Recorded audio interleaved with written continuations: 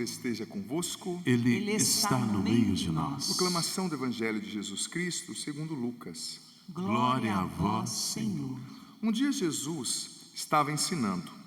À sua volta estavam sentados fariseus e doutores da lei, vindo de todas as aldeias, da Galileia, da Judeia e de Jerusalém.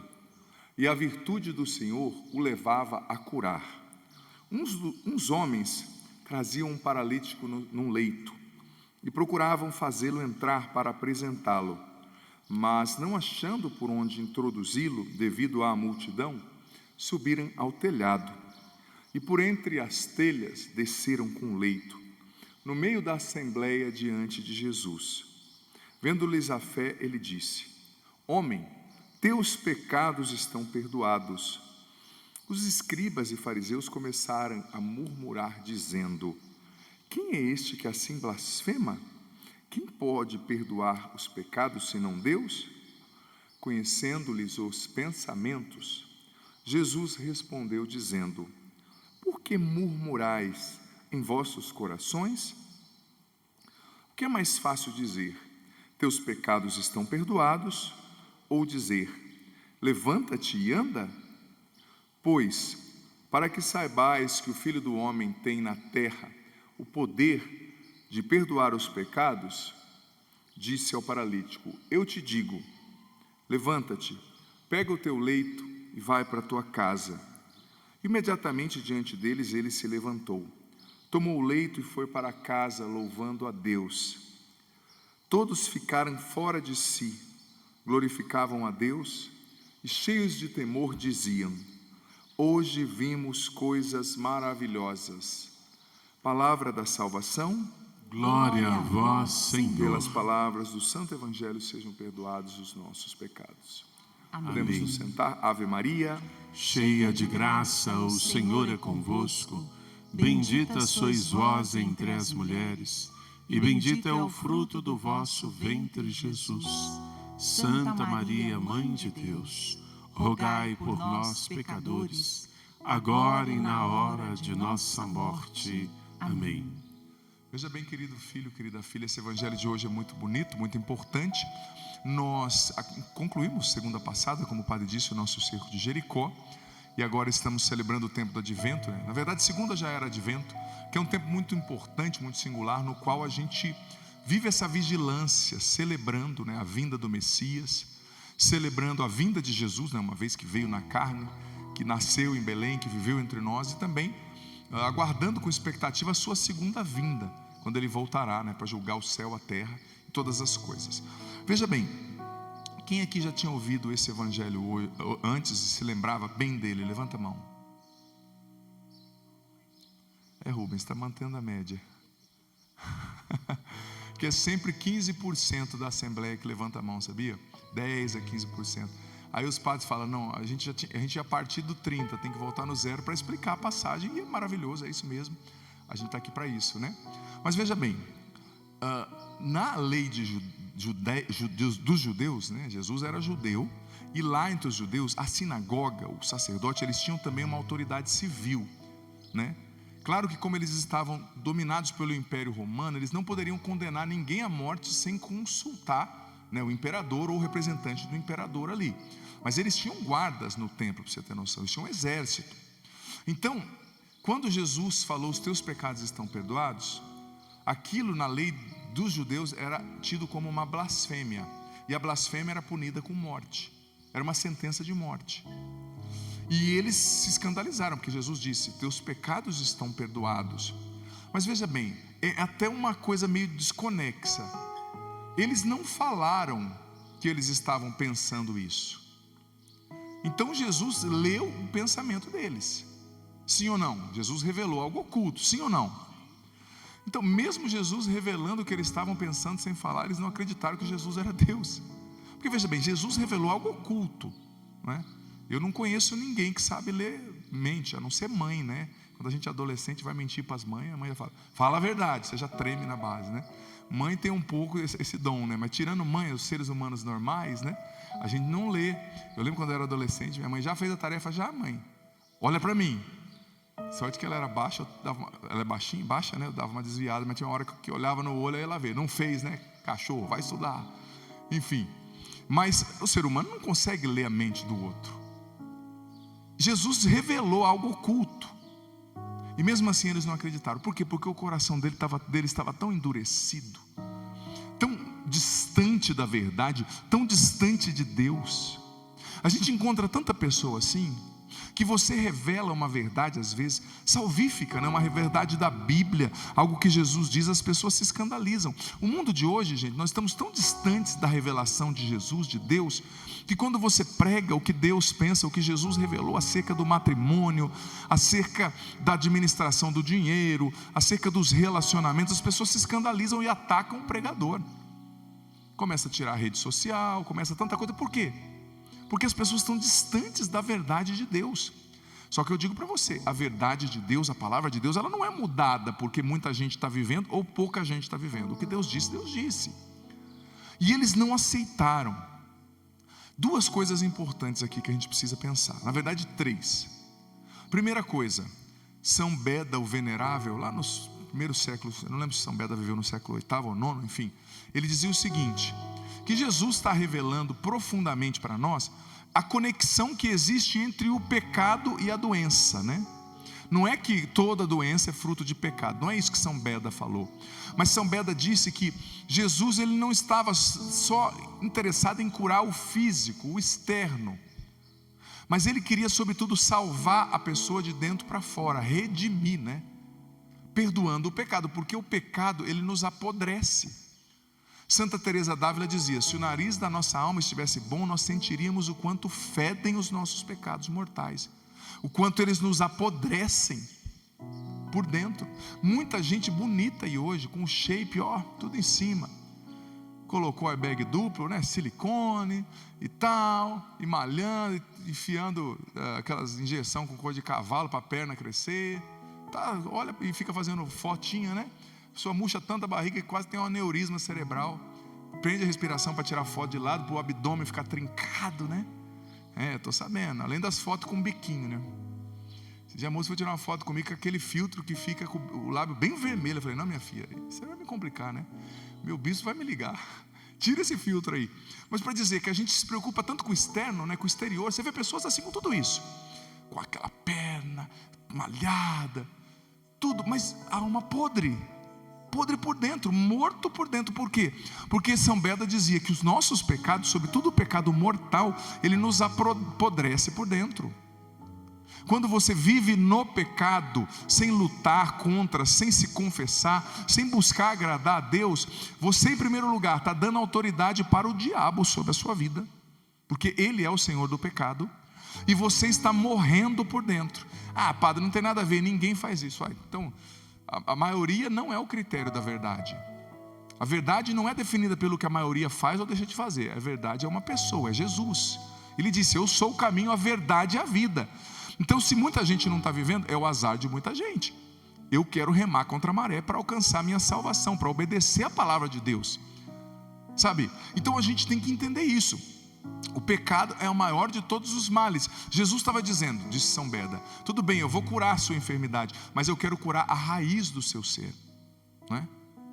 E às vezes eu como padre vejo muito isso. Tem pessoas que às vezes estão, me perdoe, fisicamente falando, apodrecendo numa doença, sofrendo, mas você vai vendo a ação da graça de Deus purificando a alma daquela pessoa. Às vezes ela está no estado terminal de uma doença, mas quando ela se abre para a graça de Deus, até num estado como esse, Deus vai fazendo uma obra de redenção, purificando. Ela fica com o corpo feio, porque um dia todo mundo vai ficar com o corpo feio. Você já ouviu falar de lei da gravidade, minha filha? Chega uma hora que não tem botox que resolve. E chega uma hora também que nós vamos morrer, né? Nós vamos partir desse mundo. O corpo feio, mas a alma linda, a pessoa purificada por dentro, né? A pessoa embelezada pela graça de Deus, pela ação de Deus. Esse corpo, dizia São Paulo aos Romanos, ele perece. São Paulo chegou a dizer que o nosso corpo era uma escravidão, né? Que nos mantinha presos nessa lei do pecado, da concupiscência, das nossas más tendências, do nosso orgulho.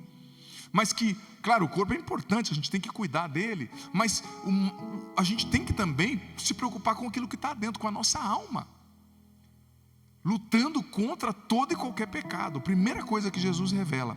Segunda coisa que me chamou muita atenção, gente, é que Jesus não era barraqueiro, tá? Não quero dizer que ele era barraqueiro, mas Jesus, ele falava o que tinha que dizer. Porque veja bem, se Jesus tivesse falado somente assim: filho, levanta, pega a tua maca e vai para fora, os próprios fariseus iam, ó, aplaude aí agora, aplaude, vai para acordar quem está dormindo, vai, força, aplaude mais forte, pronto, já acordou uns dois ali atrás, obrigado. Mas se Jesus tivesse falado somente, levanta e anda, os fariseus iam aplaudir.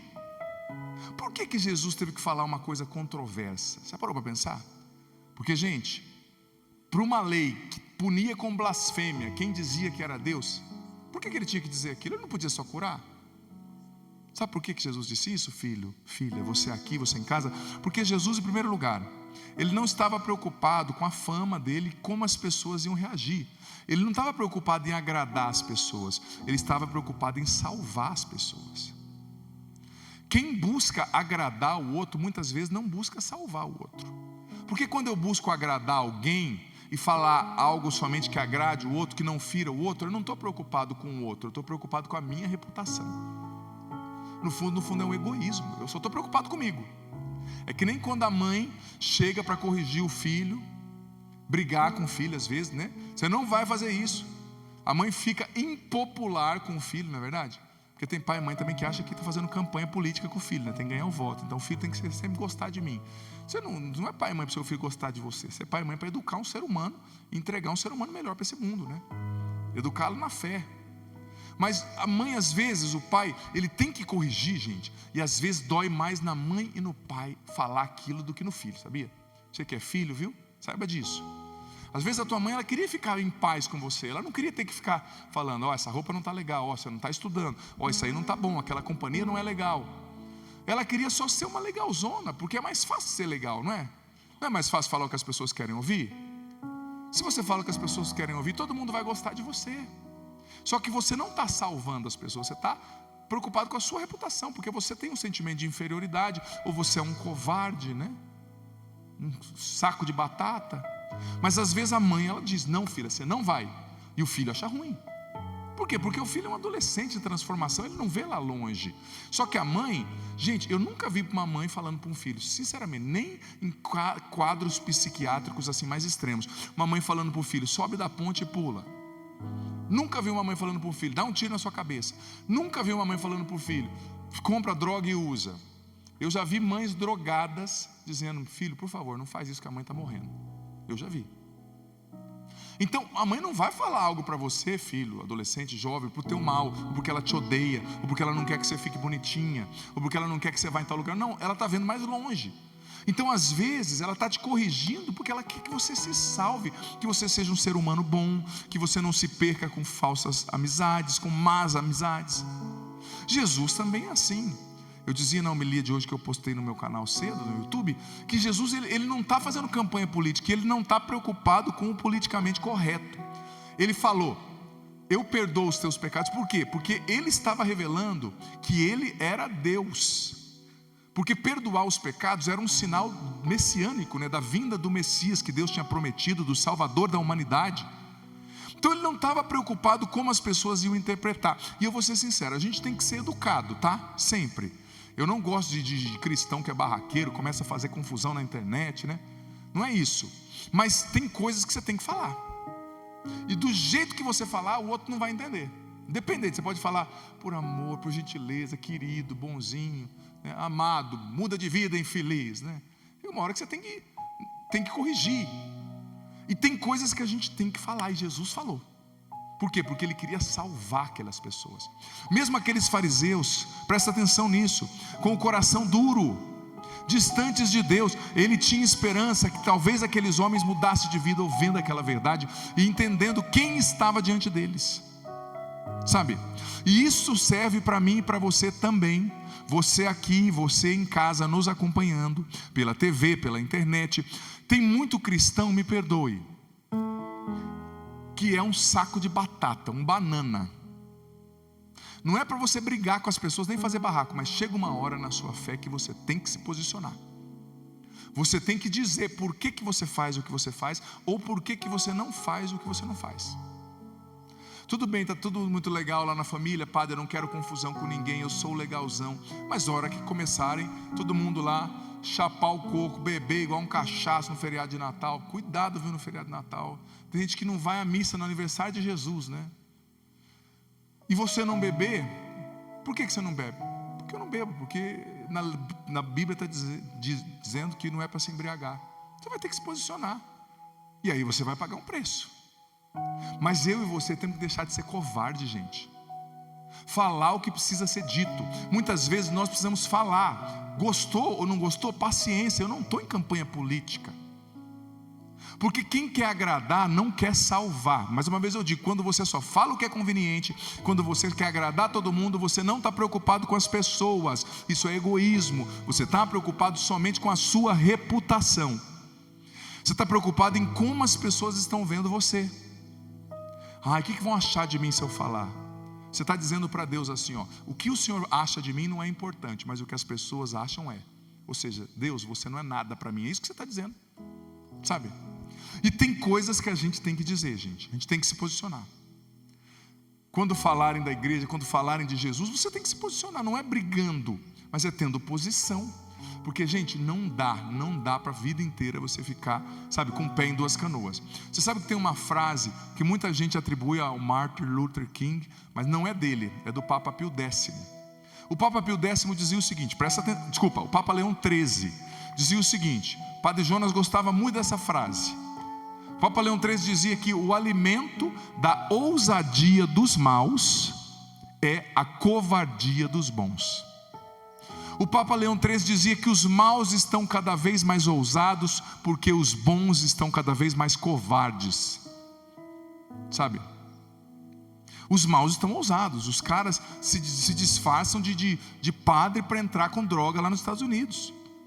Eles entram nas escolas. Eles vendem drogas em todo lugar. Agora, quando você viu um cristão disfarçado para evangelizar num bordel? Quando você viu um cristão disfarçado para evangelizar numa boca de fumo? É dificílimo. Por quê? Porque os maus estão ousados e os bons estão covardes. Repito, o alimento da ousadia dos maus é a covardia dos bons. O cristão precisa ser ousado. E existe, filha, uma dimensão combativa na nossa fé. Combativa. Que vai exigir um combate pelas verdades eternas. Gente, é só olhar a história dos mártires. Os caras, os primeiros cristãos dos 4 primeiros séculos, gente, o imperador era um decreto: quem for cristão vai ser morto. A diversão dos romanos em Roma na época do império era no domingo à tarde ir lá no Coliseu, ou nos Circos Máximos, era ficar assistindo os cristãos sendo comidos pelos leões. Porque a condenação era essa, severa ao extremo, jogar quem se dizia cristão para ser comido por leão. E mesmo assim eles não arredavam o pé. Eu morro por Jesus, eu creio no céu. E hoje em dia, o que nos impede de viver a nossa fé? É a sentença de morte? Alguém querendo nos matar? Não, é a nossa covardia e a nossa busca de bem-estar. Eu não vou ser cristão porque daí eu tenho que largar a vida boa em alguns sentidos. Eu tenho que largar a bagunça, os bordéis, a traição, a bebedeira. Os caras, gente, eles abriam mão da própria vida nos primeiros séculos. Olhe para os mártires. E a gente por qualquer coisa está deixando de seguir Jesus, porque a gente é um saco de batata nesse tempo, viciados no prazer e no bem-estar. As pessoas querem cada vez mais bem-estar. As igrejas, olha, a igreja tem que ter ar-condicionado, tem que ser legal, tem que ter estofamento no banco. O padre tem que virar um entertainer, né? Ele tem que ser, olha, quase que um stand-up ele tem que fazer na missa. Ele tem que ser bonito, ele tem que ser legal, ele tem que falar bem, ele tem que ter uma voz boa, ele tem que contar uma história, ele tem que contar uma piada, ele tem que saber grego, hebraico, latim, aramaico. Por quê? Porque cada vez a gente quer comodidade, até na igreja. Tem que ter cômodo para mim. Eu vou naquela igreja lá, por que tantas seitas aí estouram que se dizem cristãs? Porque, gente, lá é tudo adaptado ao gosto do cliente, né? Ou seja, você é o centro, você tem comodidade. Não estou falando que as nossas igrejas têm que ser acolher mal as pessoas, não é isso. Mas gente, a gente não está disposto às vezes a fazer um sacrifício nem para rezar. Se a igreja não for do jeito que eu quero, se o padre não for do jeito que eu quero, eu não vou. Por quê? Porque o centro sou eu, é a minha vontade, eu quero comodidade. Gente, os cristãos no primeiro século, eles se escondiam nas cavernas, onde eram as catacumbas em Roma, onde se enterravam os restos mortais das pessoas, eram cemitérios, para poder rezar a missa escondido, e quando eram pegos, eram mortos. E a gente está viciado na comodidade. Então veja bem, repito Leão 13, o alimento da ousadia dos maus é a covardia dos bons. Jesus falou, e pagou um preço pelo que falou, pagou. Mas muita gente ali foi salva pelo que ele teve coragem de dizer. Eu sei que muita coisa, eu que sou padre, para mim também é difícil dizer certas coisas, sabe? Coisas que a gente que é padre, não é que a gente é Jesus, assim, no sentido de viver tudo perfeitamente. Como dizia Santo Agostinho, com vocês, para vocês eu sou bispo, eu sou pastor, mas com vocês eu sou ovelha. Às vezes eu, padre, tem coisas que eu estou pregando que eu também luto para viver. Que não é assim, só porque eu prego agora tudo, eu sou um anjo, né? Está vendo alguma asa aqui atrás? Não, eu tenho as minhas lutas, a minha história. E às vezes eu estou pregando para mim também, dizendo, padre, vai, luta para viver isso, dá o seu melhor. E muitas vezes o que eu prego para você, eu sei que é exigente, o que nós pregamos. Mas gente, a gente não está aqui para agradar você.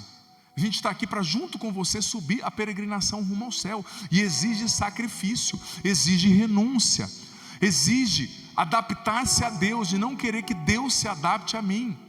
Mas o tempo de hoje nós somos muito centrados em nós mesmos. O ser humano é o centro. A igreja tem que ser do jeito que a pessoa quer, a palavra tem que ser do jeito que a pessoa quer. Ou seja, cadê o sacrifício? Cadê a disposição de eu ir a Deus? Não, Deus tem que vir a mim, do jeito que eu quero. O altar não tem que ser mais altar, tem que ser uma prancha, tem que ser sei lá, qualquer formato aí que você imaginar, porque tem que ser legal. Não tem que ser legal, tem que salvar, tem que ser o que é. Tem coisas que são, pronto, você tem que dizer. Tem coisas que você tem que dizer para o seu marido, eu gostei ou eu não gostei. O que Jesus disse? Que o seu sim seja sim, que o seu não seja não. O que passa disso vem do demônio. Ou seja, a gente muitas vezes não sabe dizer sim ou não, é ou não é. A gente, mais ou menos, né? A corrupção mora nesse mais ou menos, né? Esse dinheiro aí é para merenda? Mais ou menos, né? Então vamos destinar um pouquinho para merenda e vamos pegar um pouquinho para nós. Não, é ou não é. Sabe, Jesus ele disse, ele tocou no que ele tinha que tocar. E outra coisa que me chamou a atenção nesse evangelho, olha só o que dizia Santo Ambrósio, lá no século IV. Outro aspecto do evangelho. Você lembra que no evangelho estava escrito que os discípulos, esses rapazes, tinham um amigo ali doente, bem doente, paralítico. Imagina a confusão, gente, o furdunço disso aqui. Chegou num lugar cheio de gente, aquela casa cheia de gente, Jesus pregando, com certeza tinha gente lá fora, né? Vendendo já camiseta com a cara de Jesus, porque é assim, né? Onde tem multidão, chega o povo vendendo terço, meu terço aqui, olha só, o rosto de Jesus por 50 centavos, aquela confusão. Onde tem multidão, onde tem canção nova, igreja grande, assim, o pessoal vira uma confusão. E os 3, 4 amigos chegaram ali pensando no amigo paralítico. Olha que coisa linda, né? A preocupação com o paralítico. Nós precisamos levar eles a Jesus. Ele a Jesus, eles pensavam consigo mesmo, porque se Jesus o vê, Jesus vai curá-lo. Eles não titubearam, gente. Eles tinham uma fé verdadeira, uma fé genuína. Eles tinham certeza que se eles levassem aquela pessoa diante de Jesus, Jesus ia fazer um milagre. Como é que é o nome? Qual é o nome disso, gente? Isso é fé. Eles tinham certeza. E a fé, ela não é algo estático. Eu tenho fé, eu creio. Não, ela te leva a um passo, ela te move, ela te faz sair do seu conforto, do seu comodismo. Então eles viram que não tinha como chegar até Jesus. Tinha muita gente. Só que toda casa tem um telhado, né? Subiram com o paralítico. Imagina a mão de obra, gente. Subiram com o paralítico no telhado. 4 pessoas. Jesus de Nazaré. O medo de derrubar esse paralítico, o pouco que mexia, parar de mexer, né? Subiram lá, mas olha a fé como faz a pessoa, né? Agir. E de repente abriram o telhado. Imagina Jesus vendo aquele telhado aberto. Fala, meu Deus do céu, que confusão é essa, né? E de repente desceram o paralítico pendurado em cordas, né, diante de Jesus. Com certeza tinha gente gritando, seus doidos, o dono da casa gritando, você vai pagar. Eu parcelei em 12 vezes no cartão de crédito esse teto. Era um teto para segurar o calor, não sei o que tem. Com certeza caiu um pedaço do teto em cima da flor da sogra do dono da casa. Enfim, as confusões normais. Mas o que o Evangelho disse? Jesus, vendo a fé daqueles homens. O Evangelho falou da fé dos amigos, tá? Não falou da fé do paralítico. Mas é claro que o paralítico também tinha fé, né? Dizia Santo Ambrósio, também disse em outra parte aqui da reflexão, que o paralítico tinha fé, senão o paralítico não ia deixar que eles o levassem para cima do telhado, né? Ele falou, não, me deixa aqui, é melhor eu ficar paralítico do que morto, né? Se ele tivesse medo de cair de lá, enfim. Ele teve fé também. Mas Jesus, vendo a fé dos amigos, curou o homem na hora. E curou a sua alma, dizendo, os teus pecados estão perdoados. Olha só, e olha o que Santo Ambrósio disse lá no século IV. Grande é o Senhor, que pelos méritos de uns, perdoa a outros. Por quê? Pelo mérito dos amigos, da fé dos amigos, ele perdoou o outro. Depois Santo Ambrósio disse, se desconfias do perdão dos teus pecados graves, recomenda-te a oração dos outros. Recorre à igreja, para que rezem por ti, a fim de que o Senhor te perdoe pelos méritos deles, o que poderia negar a ti pelos seus pecados. O que isso quer dizer? Santo Ambrósio, doutor da igreja no século IV, está nos ensinando. O que isso quer dizer, filho, filha? Olha, veja bem como isso é forte, presta atenção.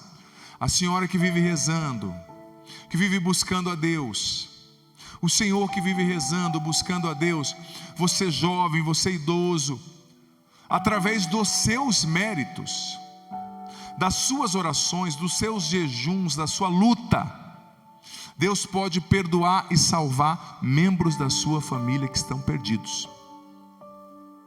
Através da sua intercessão, o Santo Ambrósio disse, para que pelos méritos daqueles que são santos, que lutam para seguir a Deus, os que não são sejam perdoados. Aqui Santo Ambrósio está dizendo do poder da intercessão. Do poder da intercessão. Não é difícil quando tem alguém na nossa família que dá trabalho? Eu sei que vocês aqui não sabem o que é isso, né? Mas em outros países tem muita gente que vive com pessoas na família que dão trabalho. Você tem alguém na sua família que dá trabalho, sim ou não? Precisa de cura, de conversão, de salvação, que bebe, que dá trabalho, que briga. Talvez você tenha alguém que está no estado assim, ou talvez você seja essa pessoa, né? Que caiu aqui de paraquedas porque a tua esposa te ameaçou, né? Ou vai na missa comigo, ou não tem mais sobremesa por um ano, né? Ou outras coisas mais, que não é o caso, que tem criança assistindo, né? Talvez você caiu de paraquedas. Mas olha, veja bem, Deus tem um projeto para a sua vida. Você que caiu de paraquedas aqui, ou você que está na caminhada e seguindo a Deus. E mais, Deus tem um projeto para os membros da sua família, e para o membro da sua família que está dando trabalho, para o membro da sua família que está na droga, para o membro da sua família que está na bebida, na prostituição, no adultério. Deus tem um projeto para a vida dessa pessoa, e através dos seus méritos, através das suas orações, Deus pode transformar e curar essa pessoa. Através dos teus méritos. O que quer dizer mérito, gente? O mérito, ele é adquirido com esforço. O subir, né? Subir a casa, abrir o telhado. Daí vem a palavra ascese, né? Asceses do grego, quer dizer subida. O nosso esforço, gente, salva o outro quando a gente intercede e oferta os nossos sacrifícios por amor. Olha que coisa linda, isso na missa das famílias, isso daqui, e só isso aqui, daria para pregar um encontro inteiro falando sobre isso. Talvez você tenha um neto distante de Deus, um filho na droga, uma pessoa perdida. Não desista dessa pessoa. Reze por essa pessoa, reze pela sua família. Reze e coloque mérito onde há demérito do outro. Não tem mérito, ele tem demérito, ele não tem mérito. Coloque o seu mérito, a sua intercessão, o seu sacrifício, a sua luta para seguir a Deus. Sabe? E um último aspecto que eu queria colocar aqui também, que foi um comentário também de um dos doutores da igreja, que eu não lembro se foi de São João Crisóstomo, que dizia o seguinte, que Jesus curou aquele homem e pediu para que ele pegasse a sua maca, carregasse sobre si e voltasse para casa. Mas veja bem, Uma pessoa que viveu numa maca por muitos anos, quando ela é curada, é normal ela andar com uma maca por aí? A última coisa que ela quer ver é uma maca. Eu não quero saber de hospital. Meu pai, eu lembro quando ele teve câncer, eu fui lá, fiquei um tempo com ele, uns anos atrás, lá no Paraná, cuidei dele, acompanhei algumas cirurgias, acho que foi a segunda cirurgia. E acabou, ele ficou melhor, ele não queria nem passar na frente do hospital, no sentido assim de, não, eu não quero saber disso. Mas Jesus me cura o indivíduo e fala, pega a sua maca. Por que Jesus fez isso? Dizia São João Crisóstomo, Jesus fez isso para mostrar que muitas vezes a nossa história, as nossas fraquezas, aquilo que pesa sobre nós, quando a gente entrega isso para Deus, isso se torna o nosso testemunho. Isso se torna chaga, sim, uma chaga que dói, mas é uma chaga de luz. Não esqueça de onde Deus te tirou. Não esqueça do que Ele já fez na sua vida. Não esqueça de quem você era e de quem você é. Tem muita gente aqui em casa, nós, que estamos vivendo, gente, a concretização de impossíveis na nossa vida. Coisas que você não podia ter e você tem. Coisas que você não podia fazer e você faz. Coisas que eram para ter dado muito errado e deram certo. Você está carregando a maca. Mas não se esqueça do que Deus fez. Nós estamos às vésperas do Hosana Brasil. Sábado vai ser quinta começa o Hosana Brasil, né? E qual é a espiritualidade do acampamento Hosana Brasil? Nos reunir para dar graças a Deus por tudo que Ele fez na nossa vida no ano, para louvar a Deus. Então carregue a sua maca, sempre lembrando do que Deus já fez na sua vida. É por isso que eu sempre gosto de dar o meu testemunho onde eu vou. Não esqueço de quem eu fui, de quem eu sou, de onde Deus me tirou. Carregue a sua maca e que a sua maca seja mostrada para os outros. Olha só, está vendo essa maca aqui? Eu não fico mais nela, eu só levo para mostrar da onde Jesus me tirou. Ele é poderoso, Ele é capaz, Ele é fiel. Essa maca é só um sinal. A cicatriz é o sinal da vitória. Porque quem não tem cicatriz, né? Não tem vitória. É como você já foi num balé ou já assistiu uma bailarina dançando, sim ou não? É lindo, né? Aquelas meninas, parece que elas são de borracha, né? Geralmente muitas são bem magrinhas, né? Aí quando você tiver tempo, pega no YouTube, assim, pesquisa como é o pé de uma bailarina. Você vai ver, arrebentado. É feio, né? Porque a menina fica assim feia no sentido que força muito, né? Minha sobrinha de 3 anos está fazendo balé. Ela queria me ensinar uns passos. Eu falei, não, filho, eu acho que o tio não leva jeito. Ficava desse tamanho, né? Calçando 46, fazendo passinho de balé. O que a gente não faz pelos sobrinhos, né, gente? Até tentei, mas eu falei, filha, pede para sua mãe, né? Outra pessoa. Mas o pé é arrebentado. Por quê? Porque tem beleza na arte dela, mas tem muita dor por trás. Tem uma maca que ela carrega. Então a sua cicatriz se torna o sinal da sua vitória. Amém? Agora está entendendo esse evangelho? Sim ou não? Próxima vez que alguém perguntar se você sabe o que quer dizer esse evangelho, o que você vai dizer? Você vai dizer assim, o Padre Adriano me ensinou tudo. Por isso que eu vou descer agora com o microfone e vou fazer pergunta. Não vai dar tempo. Sorte dele, sorte dele. Vamos ficar em pé? Teve gente já se escondendo assim. Que medo é esse, gente? Baixando no banco, você viu, Rubens? Tá doido, né? Rubens, vamos cantar? Vamos pedir ao Senhor que venha curar o nosso coração, que venha nos salvar de dentro para fora. Rubens e a Tânia vão nos ajudar a cantar, a rezar. Eu quero convidar você a rezar com muita disposição, viu? Levanta os seus braços, se você puder, se você quiser. Vamos rezar, vamos cantar, vamos clamar a Deus que venha fazer o que só Ele pode fazer na nossa vida e no nosso coração. Cantemos. Vamos dizer ao Espírito Santo que nós precisamos dele, porque sem o Espírito Santo a gente não tem força, a gente nega a Deus, e o Espírito Santo quer agir no nosso coração nessa tarde. Vamos cantar assim dizendo: eu preciso de ti, meu Senhor, eu preciso de ti. Quero caminhar contigo e não mais andar sozinho. Eu preciso de ti. Eu preciso de ti, meu Senhor, eu preciso de ti.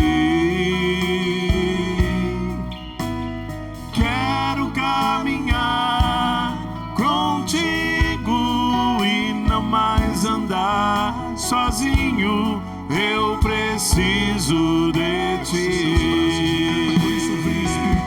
Por isso vem, Espírito Santo. Ó, vem, Espírito Santo. Ó, vem, Espírito Santo. Vem, Espírito Santo, solta a voz. Ó, vem, Espírito Santo. Ó, vem, Espírito Santo. Ó, vem, Espírito Santo. Vem curar minhas feridas. Vem curar as minhas feridas. Vem curar-me com nova Vem vida. curar-me com nova vida.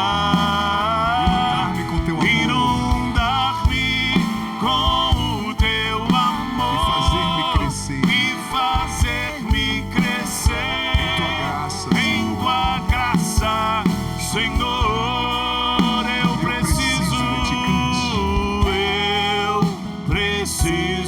de ti, meu Senhor. Eu preciso de ti. Quero caminhar contigo e não mais andar sozinho. Cante. Quero caminhar contigo e não mais andar sozinho. Eu preciso de ti. E solta a sua voz num canto inspirado. Vai orando assim, vai cantando assim. E nós vamos nesse canto inspirado, pedindo ao Espírito Santo sobre todos nós que aqui estamos, quem está em casa também, que é pai e mãe, essa ousadia que o Padre Adriano falou nessa homilia para nós.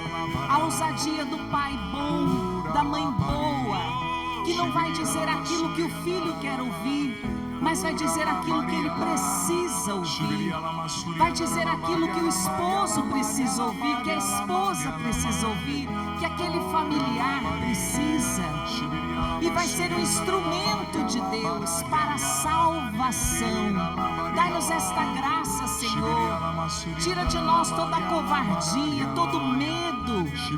Tira de nós, Senhor, todo receio de dizer a verdade, de te apresentar, de mostrar aquilo que é bom, Senhor. Dai-nos esta graça sobre todos nós, a ousadia, Senhor, no Espírito, de te levar a cada um dos nossos.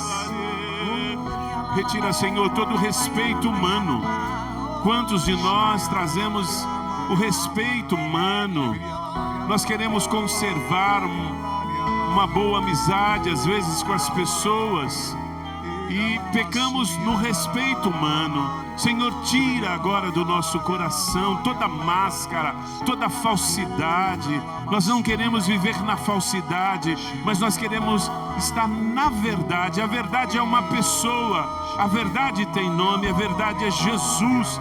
Dai-nos a graça de falarmos a verdade, como foi dito, que o nosso sim seja sim, que o nosso não seja não. Nós queremos romper com todas as obras das trevas, com toda mentira, com toda falsidade. Senhor, vem em nosso socorro, vem em nosso auxílio, liberta das raízes do mal, do pecado original que deixou consequências, sequelas nas nossas vidas de pecado. Nós queremos nessa tarde romper com todo o pecado mortal, tudo que não nos leva para o céu, tudo que não nos leva para Deus. Nós queremos romper, porque nós queremos o céu, a nossa pátria é o céu. Senhor, eu peço, continue rezando, filho, filha. Senhor, eu peço, batiza com teu Espírito Santo, Pai. Pelo poder do nome de Jesus, todos que estão aqui, todos que estão em casa, batiza agora no teu Espírito Santo. Eu te suplico, Senhor, que ninguém saia dessa celebração sem ser batizado no teu Espírito, sem ter o entendimento espiritual das coisas, sem ouvir a tua voz. Cura todos aqui, Pai, no nome de Jesus. Salva todos, batiza todos no teu Espírito aqui em casa. Derrama a tua unção, dê a graça do encontro pessoal com Cristo Jesus. Vem curar as feridas. Quantas pessoas feridas por relacionamentos pesados, tóxicos, por cobranças, por julgamentos. Quantas vezes nas nossas famílias nós estamos nos machucando mutuamente, nos humilhando, causando peso e dor para os outros, Senhor. Que nós sejamos leves dentro de casa, que nós sejamos instrumentos de cura uns para os outros, dentro da nossa casa. Nosso Senhor e nosso Deus. Jesus, Maria e José, a nossa família vossa é. Jesus, Maria e José, A nossa família vossa é. Jesus, Maria e José. A nossa família vossa é.